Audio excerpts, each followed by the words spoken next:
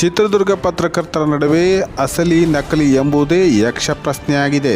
6ನೇ ಹೊಂದಿರುವ ಪತ್ರಿಕೆಗಳನ್ನು ನಿರಂತರವಾಗಿ ಪ್ರಕಟ ಮಾಡುವಂಥ ಪತ್ರಕರ್ತ ಮೈಲನಹಳ್ಳಿ ತಿಪ್ಪೇಸ್ವಾಮಿಯವರನ್ನು ನಕಲಿ ಎಂದು ಬಿಂಬಿಸುವುದು ಯಾವ ನ್ಯಾಯ? ಮೈಲನಹಳ್ಳಿ ಡಿ ತಿಪ್ಪೇಸ್ವಾಮಿ ತನ್ನ ಪತ್ರಿಕೆಯಲ್ಲಿ ಸಮಾಜದ ಅಂಕುಡೊಂಕುಗಳನ್ನು ತಿದ್ದುವಂಥ ಒಬ್ಬ ಪ್ರಾಮಾಣಿಕ ಪತ್ರಕರ್ತನಿಗೆ ಕೆಲ ಕಿಡಿಗೇಡಿ ಪತ್ರಕರ್ತರು ಅಲ್ಲಲ್ಲಿ ಪೋಸ್ಟರ್ ಹಚ್ಚಿ ಮಾನಹಾನಿ ಮಾಡಿದ್ದು ಎಷ್ಟು ಸರಿ?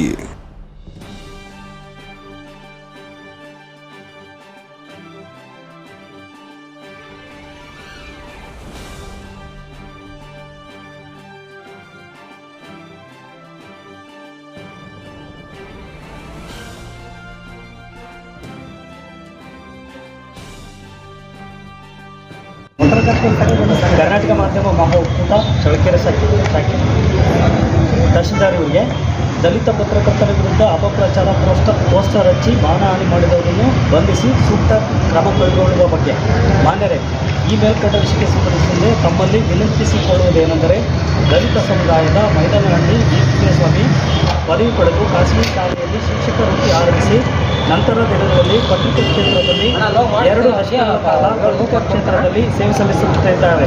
ಮಾತಂಗವಾಣಿ, ಭಾರ್ಗವ ಟುಡೇ ಪತ್ರಿಕೆಗಳಲ್ಲಿ ಜನರ ಪರವಾದ ಹಾಗೂ ಭ್ರಷ್ಟರ ವಿರುದ್ಧ ಸುದ್ದಿ ಬಿತ್ತರಿಸುವ ಮೂಲಕ ಸಮಾಜಮುಖಿಯಾಗಿ ಕೆಲಸ ನಿರ್ವಹಿಸುತ್ತಿದ್ದಾರೆ.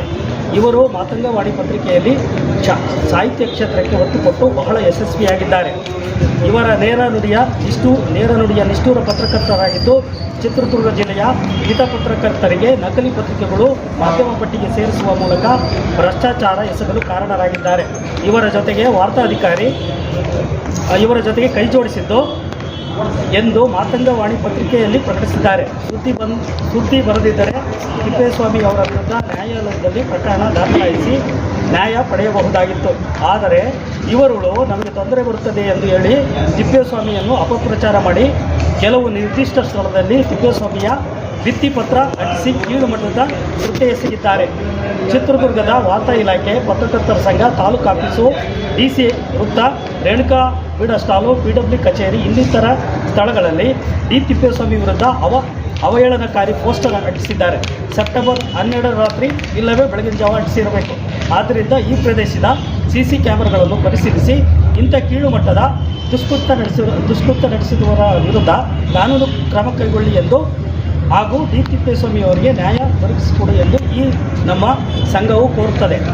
ಇಂತಹ ದುಷ್ಕೃತ್ಯ ನಡೆಸಿದ ಇವರಿಗೆ ಕುಮ್ಮಕ್ಕು ನೀಡುವುದನ್ನು ಬಂಧಿಸುವುದರ ಮೂಲಕ ಅವರ ವಿರುದ್ಧ ಜಾತಿ ನಿಂದನೆ ಪ್ರಕರಣ, ವ್ಯಕ್ತಿಯೊಬ್ಬರ ಚಾರಿತ್ರ್ಯ ಹರಣ, ಸಾರ್ವಜನಿಕವಾಗಿ ಅಪಮಾನ ಮಾಡಿರುವುದು ಹಾಗೂ ಮಾನಸಿಕ ಹಿಂಸೆ, ಸುಳ್ಳು ಪ್ರಚಾರ ನಡೆಸುವುದರ ವಿರುದ್ಧ ಪ್ರಕರಣ ದಾಖಲು ಮಾಡಬೇಕೆಂದು ಮತ್ತು ಅವಮಾನ ಅನುಭವಿಸಿದ ತಿಪ್ಪೇಸ್ವಾಮಿ ಅವರಿಗೆ ಸೂಕ್ತ ರಕ್ಷಣೆ ನೀಡಬೇಕೆಂದು ತಮ್ಮಲ್ಲಿ ಕೋರಿಕೊಳ್ಳುತ್ತೇವೆ. ಜಿಲ್ಲಾಧಿಕಾರಿ